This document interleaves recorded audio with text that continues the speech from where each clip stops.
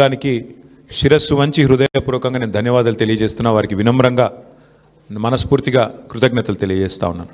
ఎన్నో కష్ట నష్టాల కోర్చి ఒకరిద్దరు కాదు, నిజంగా చెప్పాలంటే కొంతమంది తమ తమ వ్యక్తిగతమైన సమస్యలు ఉన్నా కూడా వాటన్నిటినీ పక్కన పెట్టి నిర్విరామంగా పనిచేసినారు. వారందరికీ పేరు పేరున హృదయపూర్వకంగా వినమ్రంగా నమస్సులు, వినమ్రంగా ధన్యవాదాలు. దాదాపు ప్రతి బూత్లో 407 బూత్లు ఉంటే ప్రతి బూత్లో మా జూబ్లీహిల్స్ స్థానిక నాయకత్వం చాలా అద్భుతంగా కష్టపడ్డారు. వారికి కూడా హృదయపూర్వకంగా నా ధన్యవాదాలు, హృదయపూర్వకంగా వారికి కూడా నమస్కారాలు. శ్రీమతి మాగంటి సునీత గోపీనాథ్ గారు అభ్యర్థి కొత్తదైనప్పటికీ, వారికి ఇదివరకు రాజకీయ అనుభవం లేకపోయినప్పటికీ వారు కూడా నిజంగా చాలా కష్టపడ్డారు. చాలా పెద్ద ఎత్తున వారు కూడా మరి పోరాటం కూడా చేసినారు. చివరి రోజు మరి ఏ రకంగా వారు పోరాడినారో మీరందరూ కూడా చూశారు.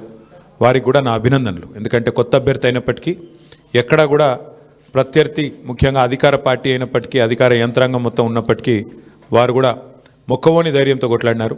సునీత గోపీనాథ్ గారికి మనస్ఫూర్తిగా నా అభినందనలు.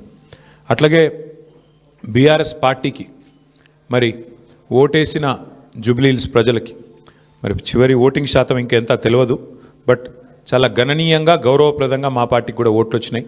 మరి మాకు ఓటేసిన జూబ్లీహిల్స్ ప్రజలందరికీ కూడా పేరు పేరున వారికి కూడా కృతజ్ఞతలు.